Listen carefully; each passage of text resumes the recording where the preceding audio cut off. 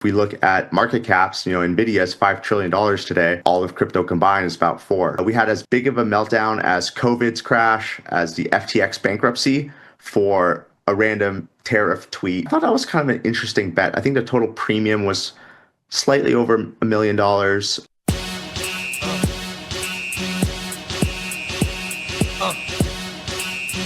All right, we're back. Tasty Crypto Show. I'm Ryan Grace, and with me today, well, we've got Dan, of course. And Dan, I'm also excited to say, special guest, fan favorite, Greg Magadini, Director of Derivatives at Amberdata. Greg, great to have you back on the show. Yeah, absolutely. Thanks for having me on. Curious to get your thoughts here, post-FOMC, of course, what you're seeing in the options market, some trade ideas, and really, where do you think we go from here into year-end, what those catalysts might be. But first things first, and Dan, please jump in at any time. What's your read? Post-FOMC, I mean, this isn't exactly what we were looking for. Yeah, so we got a quarter 25 basis point cut, which is 98% expected going into FOMC, so no surprises there.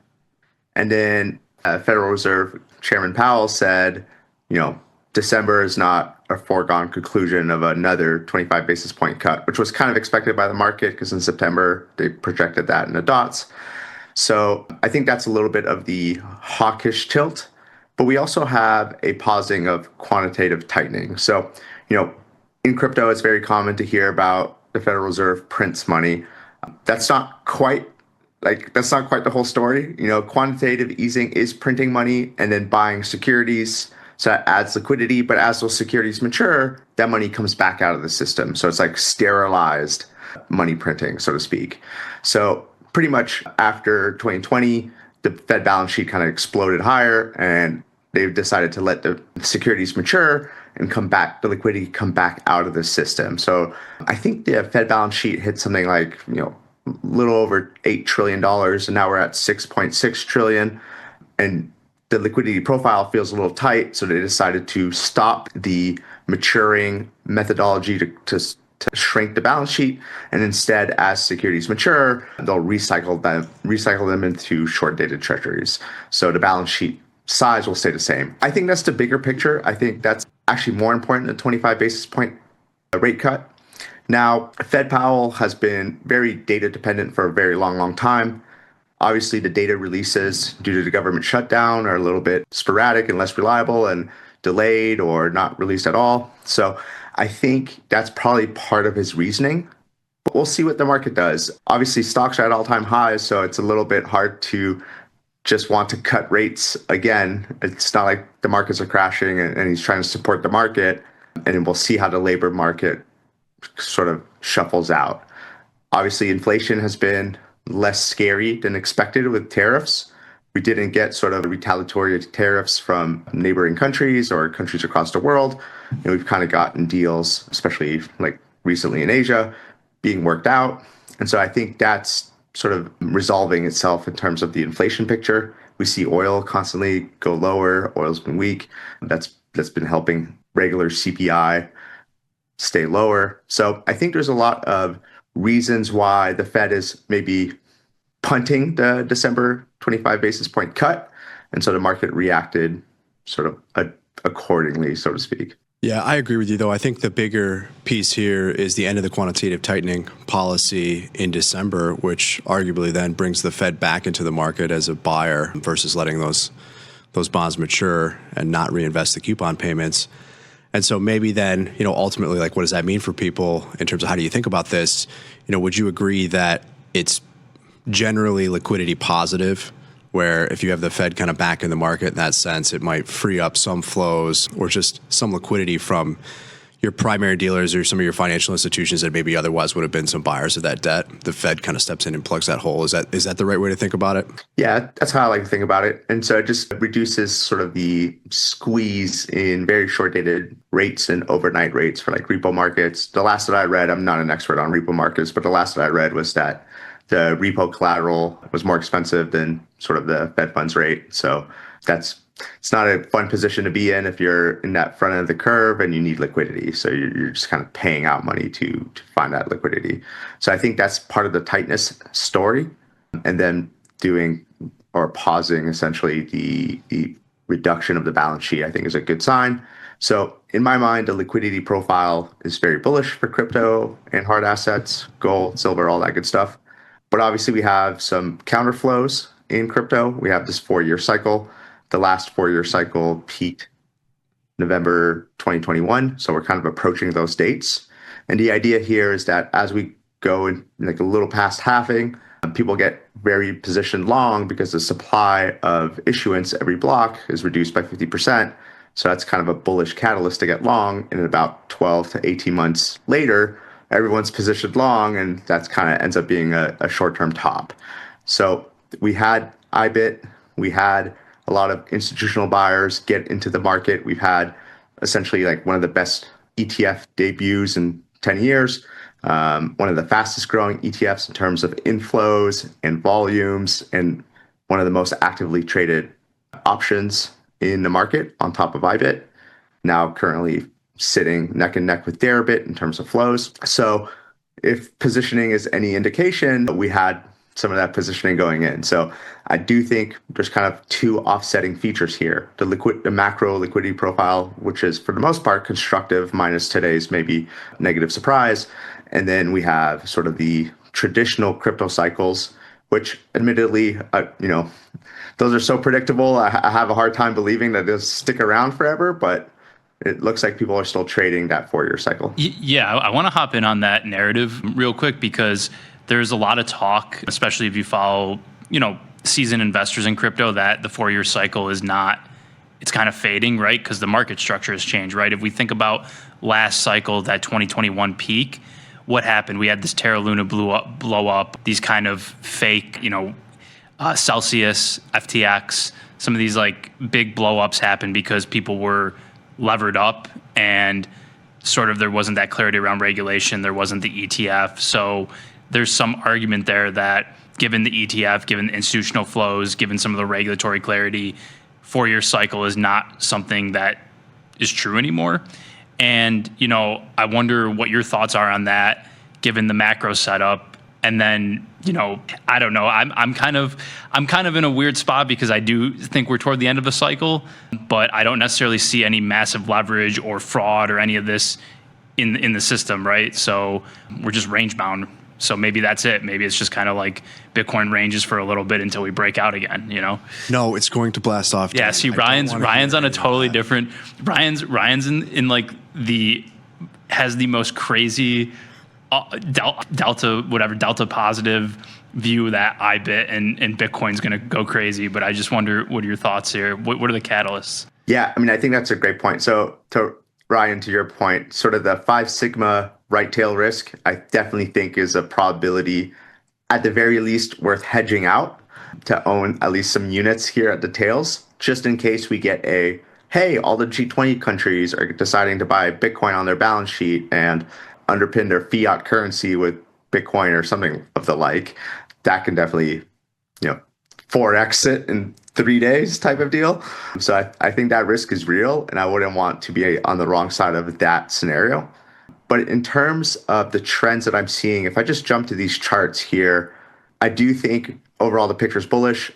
I think the 4-year cycle, I totally agree with you, Dan. Like, there's a lot of fundamental structural reasons in a market microstructure why that definitely wouldn't play the same way as it has in the past. And we've seen that in the vol market.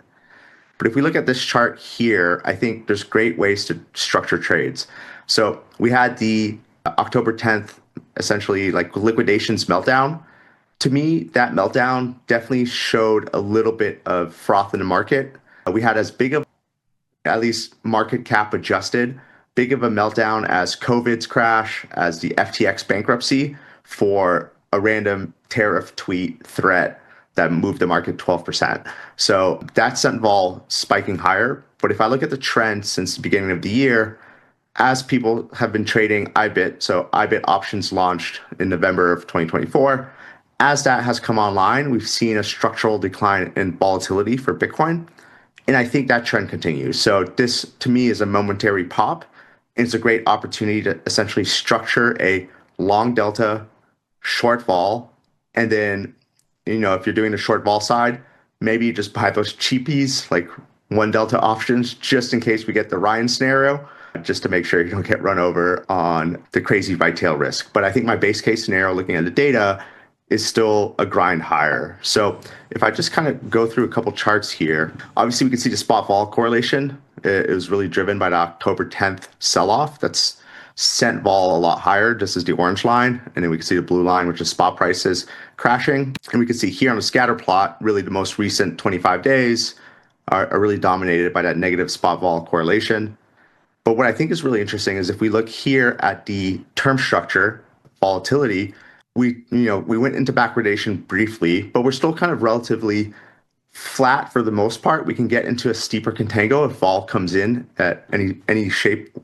If it comes in anymore, we should get a steeper contango based off sort of this chart. And if I look at the term structure right now, I think there's kind of a couple things to keep in mind. One is I do expect a parallel shift lower in vol. And then if we actually start to steepen a little bit more, we could look at IBIT term structure. Right now, if we look at those end of year options, that's really the point where we start to roll off that term structure. So to me, there's, broken wing butterflies on IBIT seem pretty interesting. You buy the 70 call, you finance that by selling a couple 80 calls, and maybe you buy, 5 110s just in case, all for end of the year. And you structure a trade like that as volatility continues to drop, if we essentially kind of recover here and rally into the year end, you're going to kind of roll down this term structure. Your twos that you sold to finance the 70 call that you own, the idea is that, we rally to 150K, that one calls in the money, those two shorts are at the money-ish, and you kind of collect that whole spread. So that's kind of the way that I'm thinking about it. And then for any reason, let's just say China and the US don't come to agreements on some sort of deal and we crash, that call structure essentially has no sort of downside. It has a little bit of residual downside risk, slightly delta long, but you're not going to get hosed if there's any sort of a crash risk. And then you still have bullets in the chamber to essentially buy that mega dip or do another type of trade structure if we do get that mega dip for whatever reason. So in my mind, that's kind of the most favorable structure that I see here based on how vol is lining up. Greg, outside of what we got from the Fed here today, obviously we have the upcoming discussions between President Trump and President Xi Jinping. Do you see any other catalysts that drive us higher into year end, or kind of what do you think would be behind this if we do get that grind higher, that move that you're describing? Yeah, I don't see any other clear catalysts besides sort of the overall environment. So obviously equities are going very, very bullish right now, driven by AI. Risk assets are on. Gold has pulled back recently, but gold has had such an astounding move this year. Same with silver, same with platinum. The hard assets narrative seems to still make sense to me. And then, I still believe that overall theme of liquidity easing, both domestically here in the US, but globally, we're seeing rate cuts across nations, across the G20 countries. We just had a rate cut in Canada. I think recently a rate cut in the UK. We have the BOJ decision today, which is expected to leave rates unchanged. So, and they're pretty much near zero already. So I think that's kind of the bigger picture catalyst. And if we look at market caps, NVIDIA is $5 trillion today. All of crypto combined is about 4. So there's still a young asset class, so to speak, for crypto. When you put it that way, it fills me with hope, though hope is not a strategy, obviously. Yeah, I think you look ahead at the meetings here, they've kind of floated some things. You've seen the move in the rare earth related names here in the market, and that might be a sign that you're going to get some concessions there. And so some of the prices have come down as that pressure's been taken off. But yeah, I wonder, what would be the response in the market here if in fact you do get a rollback of these 100% tariffs that we have, you get concessions on rare earth exports, you get some deal around IP and where the U.S. concerns are there as it pertains to kind of China stealing U.S. tech secrets or IP. And if you come out of that with, even if it's just a 6-month kind of truce, I think it would be pretty bullish, and ultimately think that you would see flows from some of these EM funds that probably have just been sitting on the sidelines waiting for some clarity as to what happens next. You see some of that capital deployed, and I think, generally pretty positive for risk on sentiment. Maybe that's where you get the new Bitcoin all-time high sooner than later. Yeah, absolutely. I mean, ultimately, like, no one can predict the future for sure, but I think laying your chips down in a way that, has some sort of upside exposure that's hopefully premium neutral or very premium cheap, caps some of that 5 sigma right tail risk with some cheapies. And then if things go the other way and crash for whatever reason, the ability to make a move in that situation and not be tied up and jammed with the position is sort of the best way to take advantage of sort of any scenario that is thrown at you, so to speak. Yeah, one of the ways that I was looking at playing it, and just pretty plain vanilla approach here, but I'm just looking at something like November 75 calls in IBIT. They're trading at like 30 cents. And obviously you can sell something against that, or you can put on the trade that you were talking about where I think you're out in December. Correct me if I'm wrong. But even if you look at, okay, could we get to new all-time highs? I think the 75 strike is the equivalent of about 130,000 in Bitcoin. And so that's what, $4,000 or $5,000 above the prior all-time high, which I think was just a couple of weeks ago, right? So this stuff moves pretty quickly. To me, it just seems like whether this happens or not, and correct me if I'm wrong, but it just seems like it's cheap to have some of these trades on in the event that, we do see some of that. And you can see some of the scatterings of positions that we have here. But this is one that I'm talking about, just that 75 strike, and it's about a 50% implied vol. And I think you're talking about the term structure and seeing vol come down a little bit. But I would argue that in the event that you do get a short move, that vol versus where we've seen it go at times might be cheap. Yep, that's a good point. So a lot of ways to play it. We're bullish into year end. I don't know, what else are you seeing out there? Whether it's Coinbase stock, Circle, like where else are you active? Yeah, Circle's really interesting. So we just saw a ton of paper go up on the 385 November 23rd. It's about 23 days till expiration. I forget the exact expiration, maybe November 21st. But those 385 calls, they have about 50,000 contracts of open interest. And I think that was really interesting. All that got traded essentially in one day, maybe 2 days, but we had someone come in, buy a ton of opening paper for those 385 calls. Today Circle's 130. This thing's got 3 weeks till expiration, give or take. Obviously, we have an earnings cycle through that, but I thought that was kind of an interesting bet. I think the total premium was slightly over $1 million that was paid. It actually shifted the whole vol curve. That once that trade came in, vol repriced higher across the surface. But to me, that's really interesting. So the way that I like to think about, what's a trade that I can play in Circle?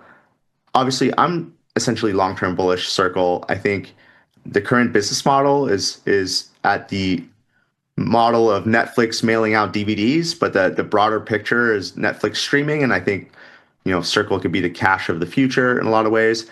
But one of the things that I find interesting, that I feel comfortable holding through multiple earnings cycles, is sell the 55 puts for January 2027, use that premium to buy 300 to 445 call spreads. Right now it's trading at a slight debit. Last week, I think you could put that on for premium neutral.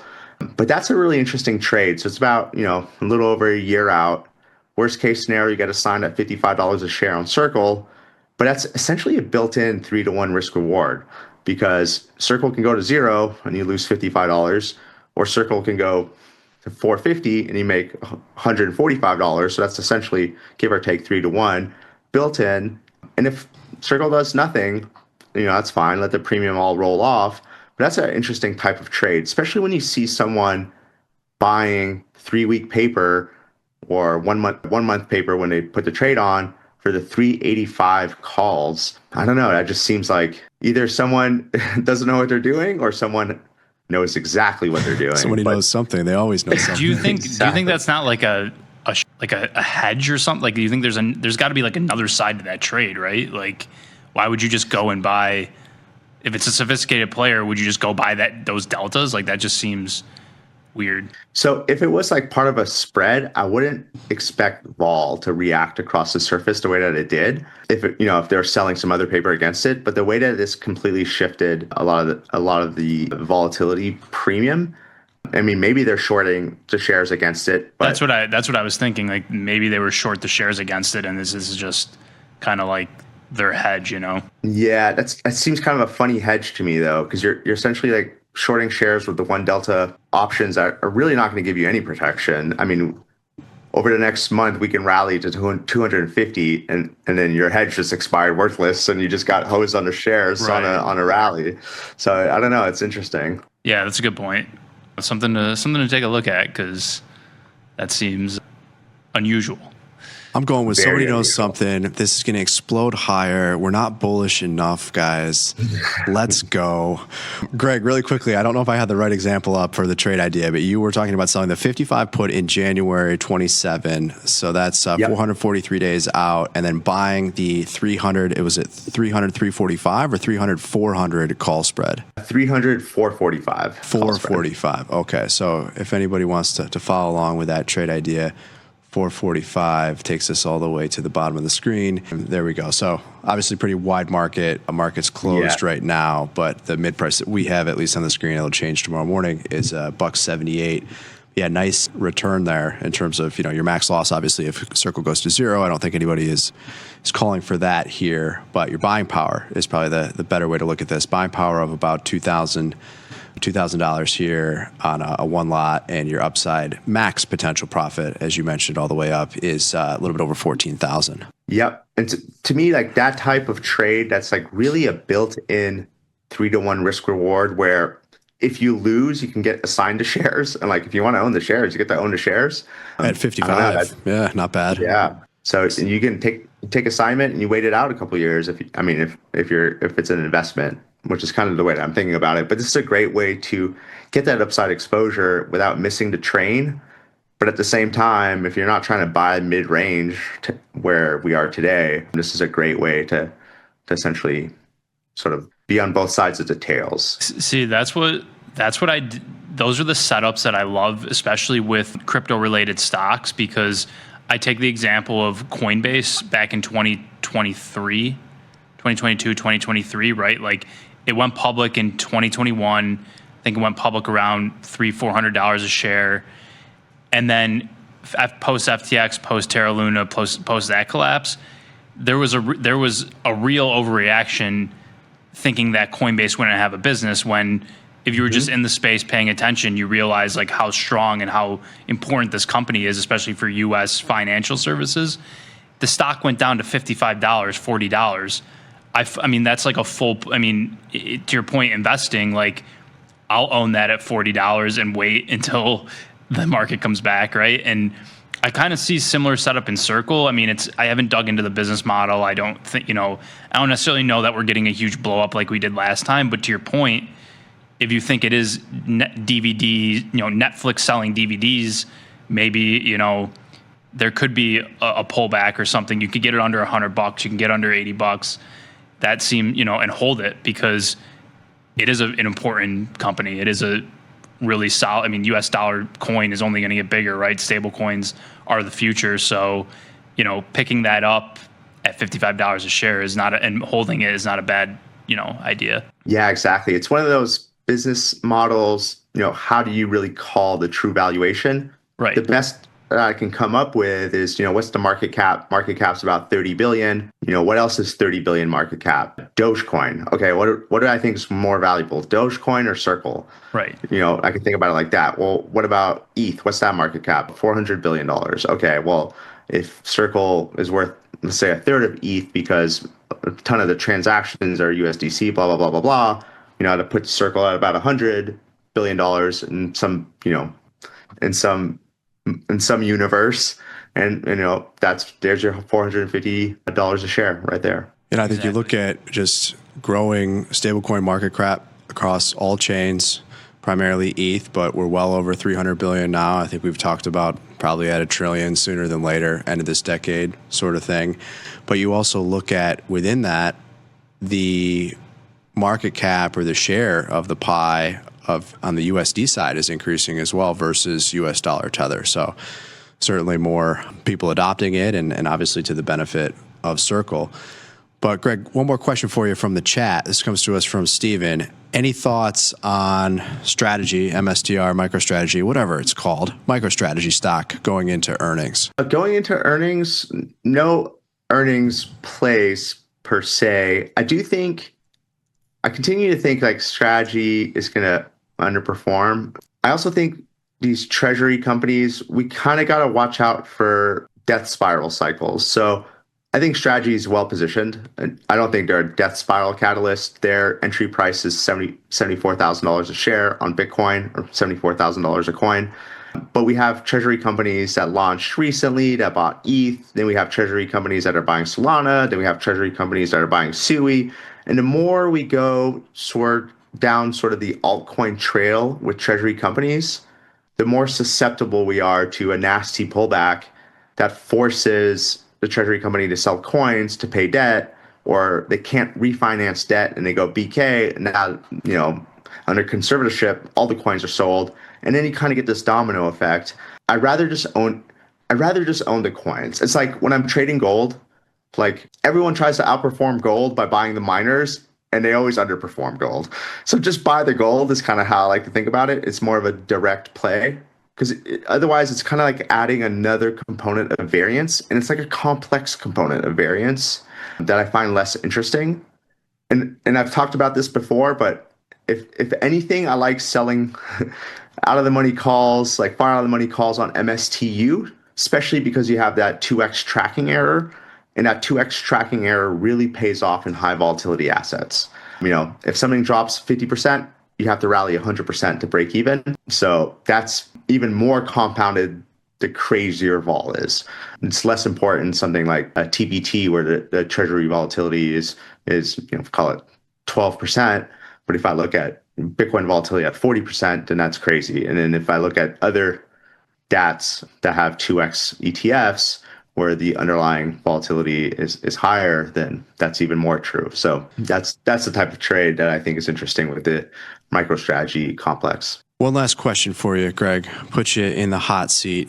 Rally into year end. Do you think we see outperformance here with Bitcoin market cap dominance, or do we potentially see ETH outperform Bitcoin if they all go up together? I think we're still in the Bitcoin phase. I think Bitcoin is a cleaner, hard money, digital gold narrative. And I think that's still what's leading right now. Obviously, we've had a pullback in gold. We've had a little bit of a pullback in silver. But this is like the best performance in gold that we've seen in decades. Silver, same thing. And so this pullback is just normal in my mind. What's abnormal is the massive rally we've had from $2,000 an ounce not too long ago to 4,400. That's pretty massive, especially in an environment where rates are pretty high, because there's a opportunity cost to owning gold is that it's not a yielding asset, and it still outperforms so strongly. So that's really where I see sort of your thesis, Ryan, about the massive upside move, which I think is definitely in the cards. And I think it makes sense to own some cheapies just to have that risk on. Yeah, I guess one last question then for you. When you see what's going on in gold, is that cause for concern? Does it reflect that there's something broken, or is it just that, if we've been talking about for some time and others in this space, is it just like the rest of the world's waking up to the debasement trade? I think it's not something that makes me rest at night. Yeah. It's gold hanging out and just going sideways. That's everything is fine environment. Gold trending like crazy higher is not something, I don't know what it means, but I think it's no surprise that we have a pullback as the administration's flying around the globe and kind of shaking hands and kind of getting things all in order again. I think that's a good sign. It makes me feel good that gold is selling off in that sense. So yeah, I'd rather see the US dollar reign supreme, so to speak, than gold. But yeah. Awesome. Dan, over to you. Final last words. I don't know, Greg. How's that Japanese yen trade doing for you? Yeah, I mean that trade continues to work. Yeah, I just think it's it's just worth having that on. Just real quick to answer your question, Dan. So like the contango, so you can trade the dollar yen, which is just the FX pair. But if you look at the CME futures, CME has a yen future, and so it's quoted as the inverse is quoted in yen dollar. But what that tells us is that if you look at the future that expires in a year, it trades at about 3.5% higher than spot. And that's really capturing the yield differential between US rates and yen rates. And so that makes it really interesting to own it because there's positive, or excuse me, to short it, to own dollar yen or to short the yen because there's positive carry to that short. And because FX is such a low volatility type of instrument, you can buy the put on the yen for cheaper than the contango roll down. So essentially you have free yen gamma because your theta is offset by the decay in the futures contango. So it's kind of an interesting trade. And that's one of those things that you can hedge by being long treasuries. So you kind of have a risk parity trade. And owning treasuries is a convex trade. Owning puts on FX is a convex trade. And if they're both positive carry and both convex, it's hard to beat that. Right, right. Yeah, no, I thought it was interesting. I think, a little bit outside my realm. I think I'm a little bit more simple. Like I like that MicroStrategy move a lot more than this, but the way you explain it is simple enough for somebody that is a futures trader or, Forex trader and understands that. So I definitely will be checking in with you to see how that goes. Fantastic. Cool. Well, Greg, we'll leave it there. Thank you, as always, for coming on the show and sharing your insights. Before we let you go, though, where can everybody find you? Where can they sign up for the Amberdata newsletter that you write? It's a great piece every week. I suggest everybody subscribe. But if they want to do that, where can they find you? Yeah, thank you. So you can find our newsletter with like weekly commentary around macro and crypto volatility. You can go to amberDataDerivatives.substack.com. And if you want to check out some of these charts, you can sign up for a free account at pro.amberdata.io. Awesome.